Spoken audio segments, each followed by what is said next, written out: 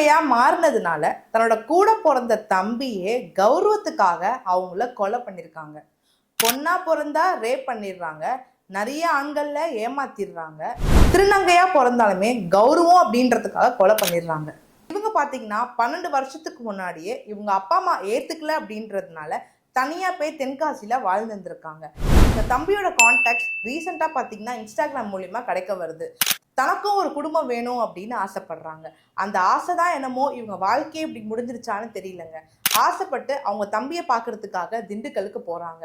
அவங்க தம்பியும் நல்லவர் மாதிரியே வேஷம் போட்டு நீங்க வாங்க அப்படின்லாம் சொல்றாங்க. இவங்களும் தம்பி தானே அப்படின்னு நம்பி நைட்டு 10 மணிக்கு போல தம்பியை மீட் பண்ண போறாங்க. அப்படி போகும்போது அவங்க தம்பி பிளான் பண்ணி அவங்க ஃப்ரெண்ட்ஸை வச்சு இவங்களை பார்த்தீங்கன்னா கொடூரமான முறையில் கொலை பண்ணியிருக்காங்க. அப்படி கொலை பண்ணிட்டு இவங்க இறந்துட்டாங்க அப்படின்னு சொல்லிட்டு அவருமே போயிருக்காரு. ஆனால் இவங்க உயிர் போகாம உயிருக்கு போராடிட்டு இருந்திருக்காங்க.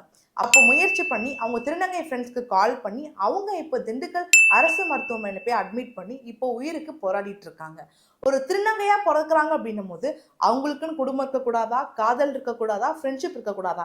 அப்படி இருந்தா அது என்ன பெரிய குற்றமா? நம்ம சமுதாயத்துல ஏன் இன்னும் ஏத்துக்காம இருக்காங்க? இப்போ இவங்க தம்பி மேல பாத்தீங்கன்னா கண்டிப்பா attempt to murder, criminal conspiracy, அது மட்டும் இல்லாம டிரான்ஸ்ஜெண்டர் பர்சன் ஆக்ட்ஸ்லயுமே பாத்தீங்கன்னா இவர் மேல கேஸ் ரிஜிஸ்டராக ஏற்பட்ட வாய்ப்புகள் இருக்கு. ஆனா இந்த மாதிரி இருக்க மிருகங்களுக்குலாம் கேஸ் ரிஜிஸ்டர் ஆகி ஜெயில் தண்டனை கிடைச்சாலுமே மாற போறதுலாம் கிடையாதுங்க.